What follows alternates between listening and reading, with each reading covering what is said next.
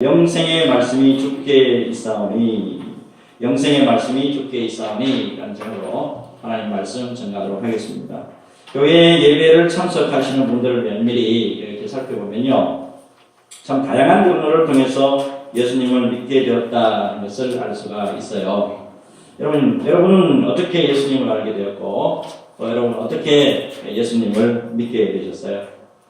어떤 분은 모태신앙이라서 저는 자신도 모르게 예수님을 믿게 되었습니다 라고 하는 분이 있는가 하면, 어떤 분은 모진 인생의 고초와 어려움을 당한 뒤에 극적으로 예수님을 만난 분도 계시죠.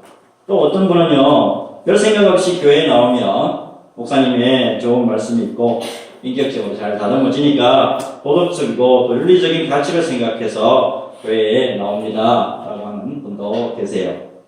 한동대학교 전 총장님이신 온누리교회 김영길 장로님의 부인이시죠. 김영애 권사님이 쓰신 갈대상자라는 책을 읽어보니까 그 안에 순수 과학자였던 이 김영길 장로님이 어떻게 예수님을 믿게 되는지 재밌는 글이 있더라고요. 자, 여러분 참고적으로 김영길 장로님 하면 어떤 분이냐면, 예수 믿기 전에 미국의 그 항공우주국이죠, 나사의 루이스 이 연구소에 근무할 만큼 재원 중에 재원이고, 과학에만 몰입해 있던 분인데, 특별히 경북 안동 유교 집안 출신이라서 매우 이 신앙이 들어가기 힘든 분이에요. 근데 이 장로님이 이 김영애 권사님하고 이제 결혼한 후에, 그때는 물론 예수님을 안 믿을 때예요. 이때 약속한 것이 있어가지고 교회에 어거지로 이제 출석하게 된 거예요. 그리고 또 억지로 또 성경을 읽기 시작했다 그래요. 근데 성경을 보니까 이 과학자의 눈으로 봤을 때는 너무나 이게 안 맞더란 말이에요. 본인의 고백이에요. 한번 들어보세요. 정원한 마리아와 요셉이 예수를 잉태했다고 하면 되지, 하필이면 성령으로 탄생했다고 하니 이런 모순과 억지를 어떻게 내가 믿겠소. 또 물이 포도주로 어떻게 순식간에 변한단 말이오. 물은 H2O인데 이 물을 배달하는 동안에 알코올 C2H5OH로 화학 방정식이 바뀌고 있으니까 핵융합 반응이 일어나도 분수가 있지, 지금까지 상호에서 핵융합 반응이 일어난 적이 없단 말이오. 이런 기적을 인정한다면 어떻게 연구를 한단 말이오. 더군다나 물고기 2마리로 또 보리떡 5개로 5,000명을 먹이고 남았다니, 이번에는 질적인 변화가 아니라 또 양적인 또 팽창이 일어났단 말이오. 물이 포도주로 변하는 것보다 더 기가 막힌 기적이에요. 이것은 과학의 기본 법칙인 질량 보존의 법칙이 어긋난단 말이요. 성경은 처음부터 이런 논리적인 모습뿐이니 우리 같은 사람 정말 못 믿겠어요. 이러던 분이에요. 이러던 분인데 성경을 읽다가 우리 죄를 위해서 십자가에 죽으신 예수님을 인격적으로 만나게 된 거예요. 이 양반이 성경을 읽다가 툇마루에서 너무 울기 시작하는 거예요. 내 죄 때문에 예수님이 십자가에 못 박혔다고 과학자가. 그때부터 예수를 믿고 순수과학고에서 철저하게 예수님이 하나님의 아들이심을 믿는 믿음의 사람이 됐다는 이야기예요. 그래서 여러분, 믿음이라는 건 가만히 생각해보면 이 사람의 머리, 이 사람의 이성으로 된 게 아니고 하나님과 인격적으로 만나고 예수님과 인격적으로 만나면서 생성되는 거예요. 이것은 가만히 보면 믿음이라는 것은 내가 어떻게 억지로 이렇게 믿어지는 게 아니고 전적인 하나님의 은혜예요. 내가 믿고 싶다고 믿어지는 게 아니에요. 하나님 은혜 주시야 믿어진다 이 말입니다. 그래서 여러분, 예수님을 믿고 또 이미 예배하는 저희들은 하나님을 이미 우리가 알고 있을 뿐만 아니라 또 은혜를 입고 있는 사람들이죠. 놀랍게도 우리는 지옥에 한번 구경 가고 싶어도 오지 말라 그래요. 그리고 놀라운 은혜가 있다는 말이에요.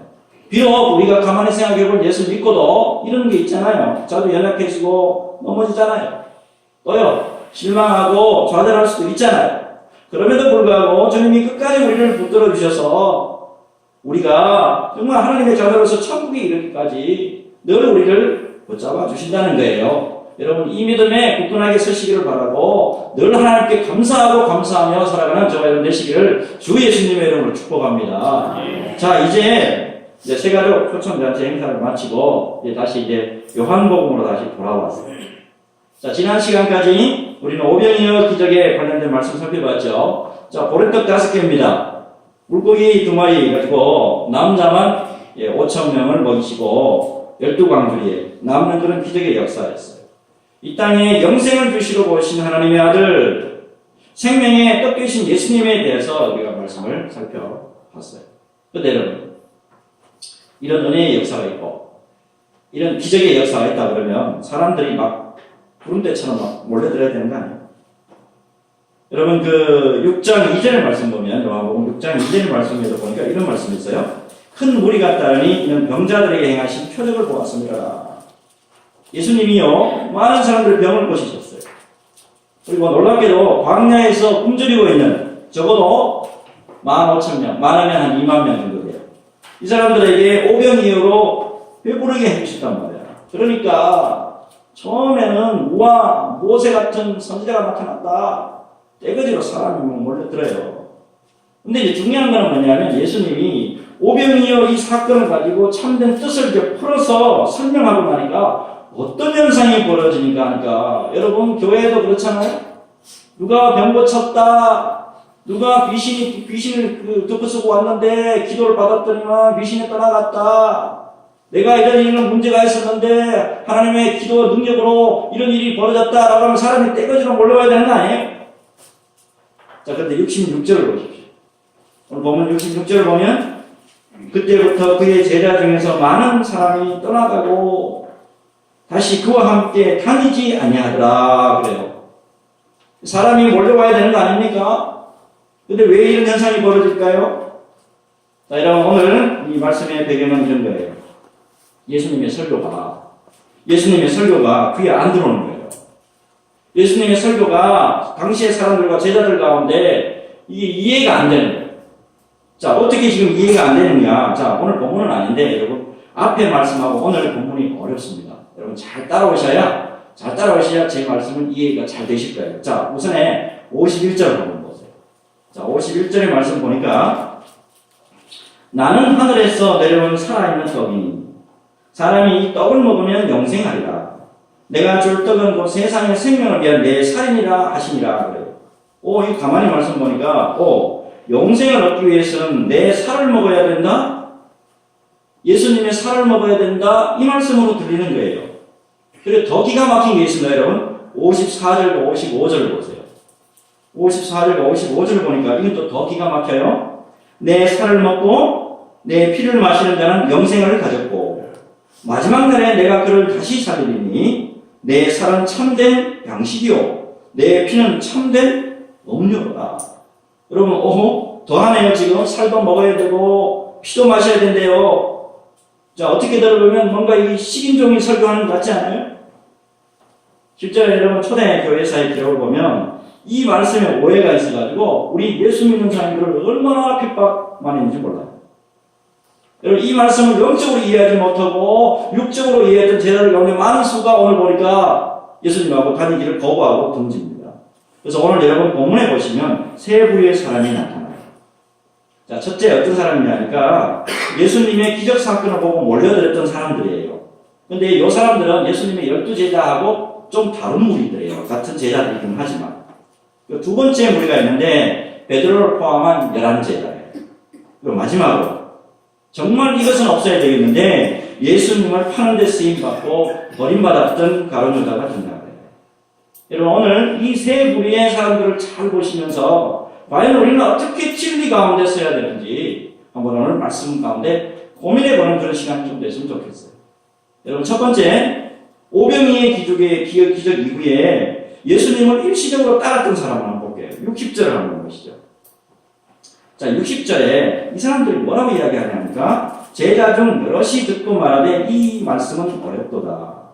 누가 들을 수 있느냐 한데, 여러분 이때 이 제자는요, 예수님이 앞에 행하신 병 고치는 역사, 오병이의 기적을 보고 그냥 우와 기적이다 라고 해서 이제 몰려든 군중을 의미해요.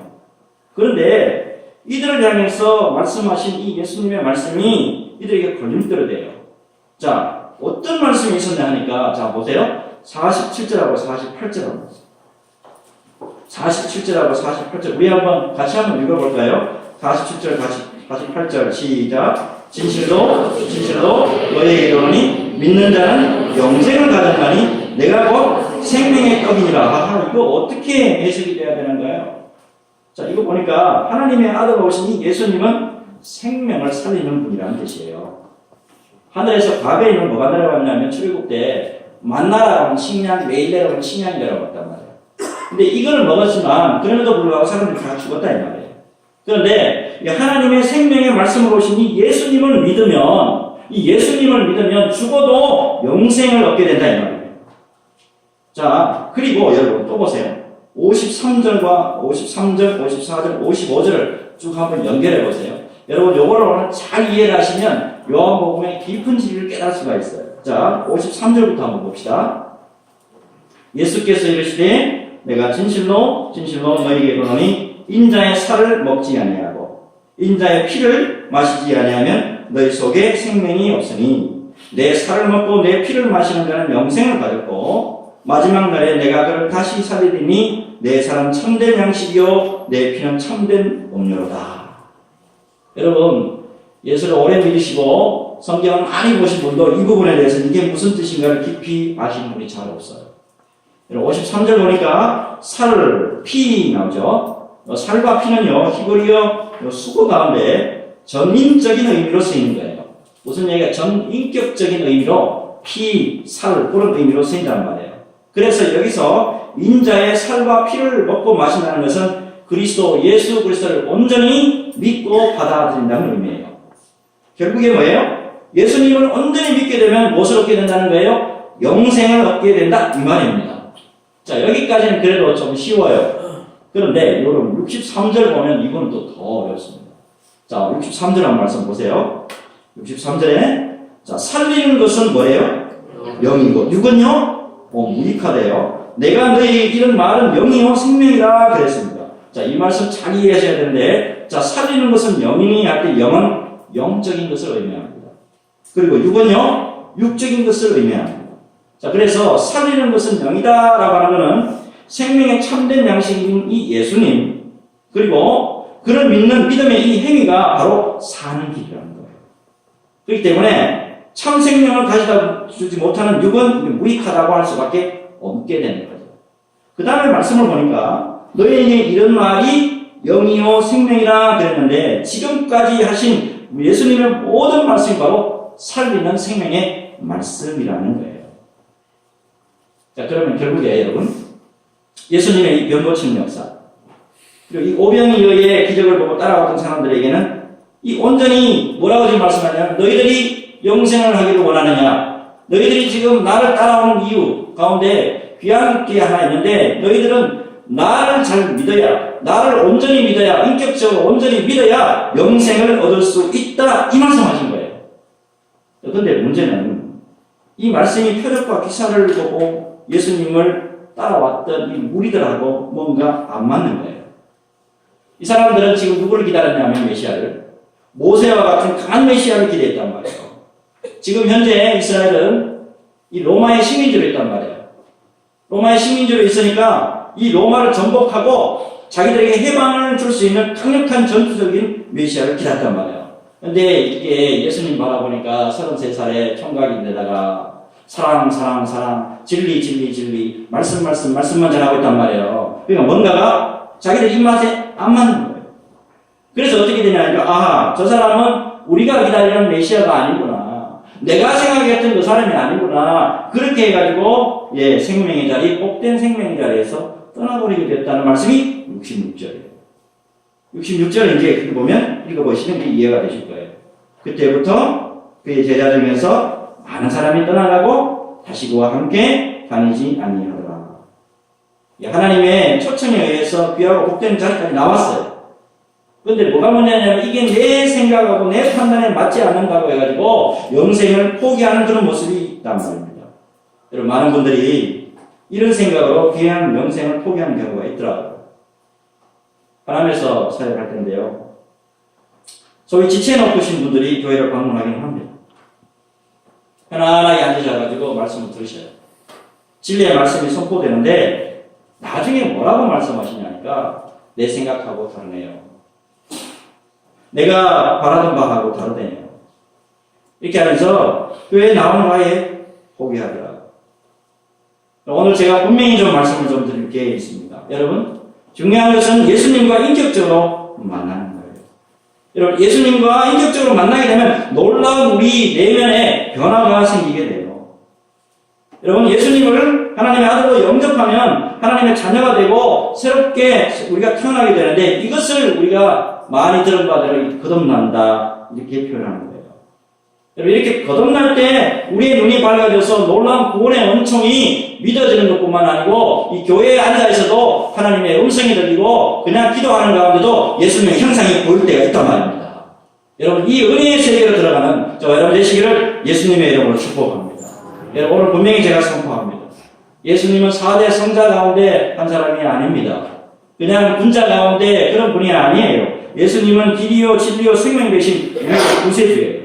우리 죄를 위해서 십자가에서 피와 물을 모두 흘리신 참 하나님이 되십니다. 우리의 생사화복을 완전히 주장하고 계시는 하나님이심을 여러분 믿으시기를 바랍니다. 바로 그때 영생의 놀라운 축복과 영생의 놀라운 위로가 우리와 함께 한다는 것을 믿으시고 이 말씀 위에 굳게 서서 늘 승리하는 저와 여러분 되시기를 주 예수님의 이름으로 축복합니다. 축복합니다. 자, 이제 여러분 두 번째 부류의 사람으로 넘어가는데, 자, 보니까 예수님을 온전히 따랐던 베드로를 포함한 11명의 제자들이에요. 앞에 말씀을 그러면 쭉 보니까 예수님을 온전히 믿어야만 영생이 이룰 수 있다. 이 말을 들은 사람의 마음에 걸린 사람들이 있어요. 자기 생각과 자기 이상에 맞지 않으니까 예수님을 떠나요. 자, 이런 상황을 쭉 보면서 예수님이 오늘 하신 말씀이 67절이에요. 누구에게? 베드로와 11제자에게 특별히 우리에게도 하시는 말씀일 수가 있어요. 보세요. 67절에 예수께서 12제자에게 이르시되 너희도 가려느냐. 너희도 갈래? 이 말이에요.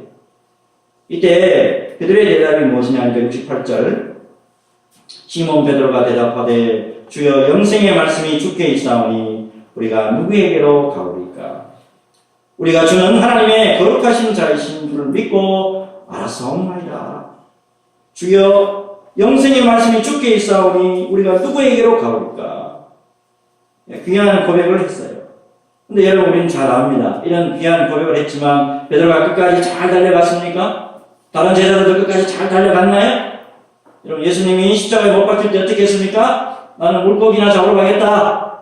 예수님이 안 계시는데 다 세상으로 갔지요. 근데 놀라운 건 뭐냐면 주님의 놀라운 이 은혜로 다시 이 사람들이 주님의 손에 붙들려가지고 끝까지 아름답게 쓰임을 받았다는 거예요. 그게 하나님의 은혜예요. 근데 여러분 오늘 우리가 주목해야 될 사람은 누구냐면 그 다음에 이어지는 말씀인데 70절하고 71절에 나오는 이 말씀이에요. 70절과 71절 한번 볼게요. 예수께서 대답하시되 내가 너희 12를 택하지 아니하였느냐. 그러나 너희 중에 한 사람은 마귀니라 하시니 이 말씀은 가룟 시몬의 아들 유다를 가리키십니다. 그는 12 중에 하나로 예수를 팔자라. 예수님의 곁에 있어요. 교회 안에 들어와 있기는 들어와 있습니다. 그런데 악한 일에 쓰임받고 버림받았던 세 번째 부류의 사람이 가룟 유다에 대한 말씀. 최근에 대형교회에 목사님이 학력 위조가 드러나고요. 정직하지 못하고 깨끗이 못한 목사로서의 모습이 드러나는 바람에 교회에 지금 큰 파장이 일고 있습니다. 이런 일련의 모습을 보면서 저 자신을 다시 돌아보게 됐습니다. 나 속에는 과연 가룟 유다 같은 모습이 없을까? 나는 예나 지금이나 처음 예수 믿을 때나 목사가 되었으나 또 담임 목사가 되었으나 변함없이 나는 예수님의 제자로 변함없이 그렇게 삶을 살고 있는 걸까? 그런 마음으로 오늘 본문을 묵상하면서 회개하고 또 회개했어요. 여러분, 가룟 유다가 어떤 사람이죠? 다른 11 제자들은요, 전부 다 북부 갈릴리 출신입니다. 북부 지방 출신이에요. 근데 유일하게 남쪽 가룟이라고 하는 도시 출신이 유다예요. 예수님을 은30이면 여러분 얼마나 되냐면 보통 노동자의 한 4개월치 월급이에요. 이 월급 가지고 위대한 스승을 그냥 팔아버렸어요. 우리가 봤을 때는 어때요? 죽인 놈이에요. 자, 그렇다면 여러분, 나머지 제자들은 언제나냐면, 나머지 제자 11제자들은 마찬가지 어떻게 보면, 예수님이 십자가에 못 박혀서 힘없이 처형당하니까 다 예수님 버리고 제갈 길로 간단 말이에요. 예수님 앞에, 하나님 앞에 기도 한 번 해보지도 않으냐고. 특별히 베드로는 어때요? 예수님이 사내들인 공회에 잡히니까 예수를 모른다고 할 뿐만 아니고, 마태복음 26장 보니까 예수님을 저주까지 해요. 12제자 다 둘러보니까 잘난 사람 하나도 없어요. 옳은 사람 하나도 없어요. 그런데 여러분 놀랍지 않아요? 연한 사람은 끝까지 아름답게 쓰임을 받았는데 이 나머지 하나 예수님의 12제자로 영광스럽게 부름을 받아놓고는 끝내 마귀로 돌아간 말이에요. 그래서 기도가 이렇게 나오는 거예요. 하나님, 저도 알고 보면 겉으로는 예수 잘 믿는 것 같고 겉으로는 거룩한 목사인 것 같고 거룩하게 살려고 몸부림치는 것 같지만 하나님, 내 속에도 연약한 게 있고 깨어지기 쉬운 그릇의 모습이 있고 가룟유다의 모습이 있고 믿음 떨어진 11제자의 모습도 들어있어요.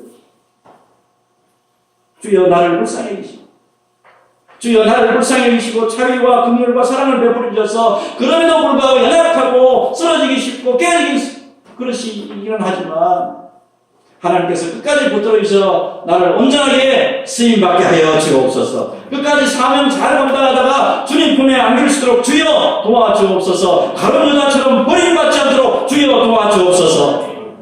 이 기도가 나오더라. 여러분, 오늘 저희들이 이 시간에 꼭 점검해 보았으면 하는 게 있어요. 우리 믿음의 동기예요. 우리 믿음의 동기예요. 우리는 예수님을 믿으러 나올 때 동기가 어떠했을까요? 그럼 가만히 보면 11제자와 가룟유다의 이 신앙의 동기가 매우 차이가 많아요. 이 11제자는요, 신앙 동기가 아주 순수했습니다. 가만히 들여다보면요, 11제자들은 예수를 믿음에 있어가지고 그냥 어떤 세속적인 생각이 없어요. 나를 따라오너라 하니까 네 하고 모든 것을 버려두고 쫓습니다. 베드로를 보세요. 배와 그물을 곧 버려두고 예수를 쫓았더라.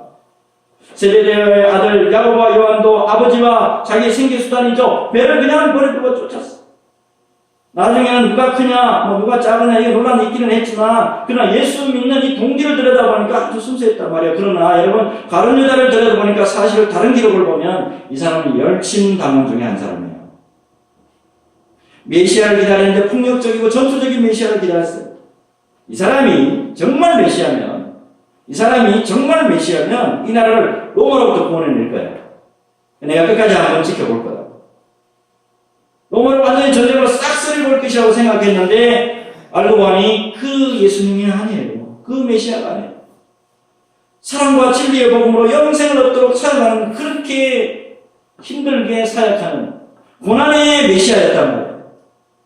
그러게 되니까 가룟유다가 실망하게 되는 거예요. 그래서 놀랍게도 은30 가지고 자기의 스승을 팔아먹었어요. 신앙의 동기가 불순하면 하나님의 은혜를 입을 수가 없어요. 오히려 불행만 있을 뿐이에요. 여러분, 우리의 신앙의 동기를 한번 점검해 보시기를 바랍니다. 오늘 이 말씀 드리는 이유가 있습니다. 여러분, 처음 순수했던 그 모습으로 돌아갈 때 단순히 우리 예수님만 바라보고 하나님의 은혜만 바라보고 주님 앞으로 나올 때 하나님의 은혜가 굉장히 크지 않았습니다. 여러분, 순수한 동기로 주님을 모시고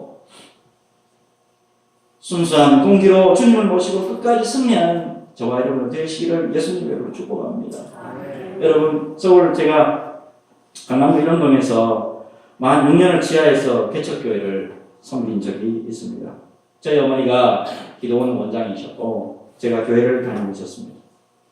저희들 교회 바로 가까이 이미 크고 안정된 교회가 있었고요. 주위에 50m 간격으로 이미 다른 교회들이 쫙 있었어요.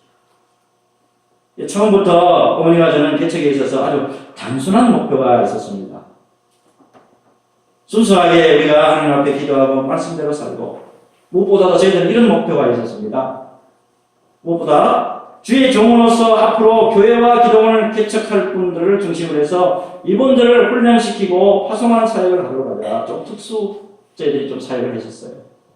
그리고 이분들의 훈련이 끝나고 나면 교회와 기도원을 이 개척하실 시에는 이 모두 교회와 기도원을 직접 우리가 설립을 해드리고 5년 동안에 우리 재정도 지원해 드리자 이런 목표였어요.